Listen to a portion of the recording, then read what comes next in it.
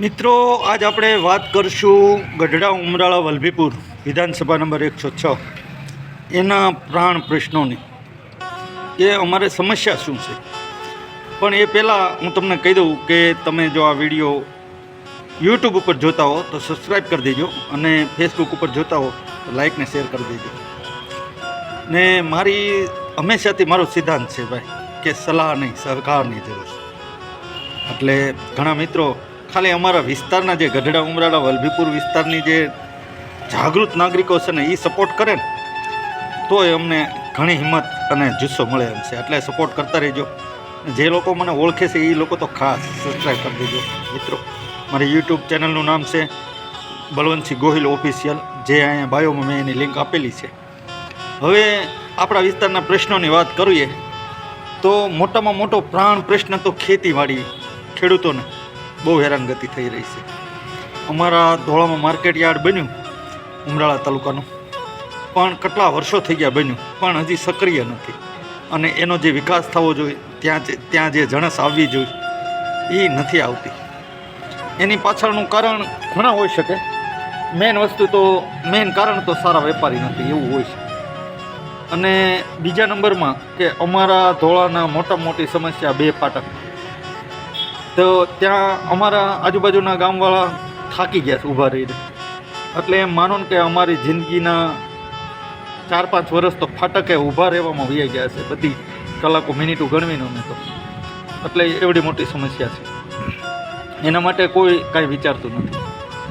પછી અમારા ધોળા છે ને એની આજુબાજુમાં ધાર્મિક સ્થળો આવેલા છે, જેમ કે દડવા રાંદલના, પછી સમઢિયાળા ગંગા સતી પાનબાઈ, પછી ધોળામાં તે ધના ભગત, પછી આમ રંઘોળા બાજુ જાઓ તો અમારા મુનિ બાપુનો આશ્રમ, કાળુ બાપુ આશ્રમ, અળમતિયા. એટલે આ બધું કેન્દ્ર છે. ટીમ્બી હોસ્પિટલનું અત્યારે આખા ગુજરાતમાં નામ, ક્યાંયથી લોકો ફ્રીમાં ઈલાજ કરાવવા માટે આવતા હોય. એટલે એનું કેન્દ્ર બિંદુ ધોળા છે. ટ્રેન ત્યાં આવે, બસે ત્યાં ઊભી છે. પણ ધોળાની અંદર બસ સ્ટેશન નથી, બસ સ્ટેન્ડ નથી. બસ સ્ટેશન તો ખરું એમ નાનું એવું, પણ બસ સ્ટેન્ડ હોવું જોઈએ, ડેપો નથી. અને અજાણ્યા માણસો આવે ને બહારથી તો એ પૂછતા હોય ક્યાં બસ ઊભી રહે, એસટી ક્યાં ઊભી રહે. એટલે આપણે એને કહેવાનું કે આ હોટલે ઊભા રહ્યો ને અહીંયા ઊભી રહે. કોઈક કે ના ત્યાં નહીં ઊભી રહે, આગળ ઊભી રહે છે.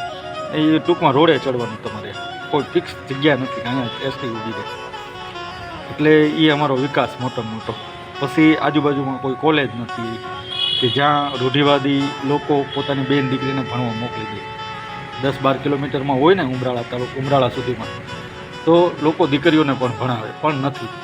અને ઘણા સમજદાર ને શિક્ષિત માણસો મોકલે છે ભાવનગર સુધી, પણ જે રૂઢિવાદી માણસો છે એ 12 પછી દીકરીઓને ભણાવતા નથી.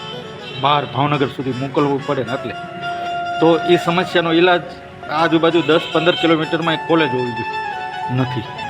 પછી 2-5 હજાર માણસોને રોજગાર આપે એવો કોઈ ધંધો નથી, એવો કોઈ ઉદ્યોગ નથી. પછી અમારા રોડ રસ્તાને, ગામડાના રોડ રસ્તાની હાલત ખરાબ છે. જેમ કે ડેડેકડીથી ભોજાવદર તમારે જવું હોય તો બહુ ખરાબ પોઝિશન છે. એવી જ રીતે પછી ધોળાથી તમે વાંગત્રા થઈને ભોજાવદર સમઢિયાળા જવું હોય તો બહુ ખરાબ પોઝિશન. એટલે આવા ગામડાના રોડ રસ્તાની સમસ્યા છે. અમારી મેઇન બજારના રોડની સમસ્યા છે. આવા તો અમારા કેટલાય પ્રશ્નો છે. અને મેઇન તો ખેડૂતોનો પ્રશ્ન છે કે એને જે નુકસાનીનું વળતર મળવું જોઈએ એ નથી મળ્યું, અને ક્યારે મળશે એનું કાંઈ નક્કી નથી, કોઈ કાંઈ જવાબ દેતું નથી. એટલે આવા બધા ઘણા પ્રશ્નો છે. એટલે આપણે એના માટે અવાજ તો ઉઠાવતા રહીએ છીએ, પણ અમારા ધારાસભ્ય સુધી આ બધી વાત ક્યારે પહોંચશે, કોણ પહોંચાડશે, ધારાસભ્ય ક્યારે લોકોની મુલાકાત લેશે, ક્યારે ધારાસભ્ય પૂછશે કે તમારો શું પ્રશ્નો છે, ક્યારે એની ગ્રાન્ટો વાપરશે, આવા બધા ઘણા પ્રશ્નો. અને એનો કોઈ જવાબ હજી સુધી કોઈને મળતો નથી, અને લગભગ મળશે નહીં. તો હવે આપણી આજુબાજુના જે વિસ્તારના માણસો છે, જે મને ખાસ કરીને ઓળખતા હોય, ખાસ કરીને યુટ્યુબ ઉપર સબસ્ક્રાઈબ કરી દેજો. આપણે લોકોને કીધું પછી ઘણા સબસ્ક્રાઈબર મળી ગયા છે, અને હજી જરૂર છે, કારણ કે ફેસબુકમાં કાંઈ છે નહીં. એટલે ફેસબુક તો ઠીક, આપણી આગળ ઘણા ફોલોવર છે, પણ એમાં કાંઈ છે નહીં, સપોર્ટ મળે એવું કાંઈ નથી. એટલે યુટ્યુબમાં સપોર્ટ કરતા રહેજો, અને ફેસબુકમાં પણ લાઇક, શેર, કોમેન્ટ કરતા રહેજો. જય માતાજી.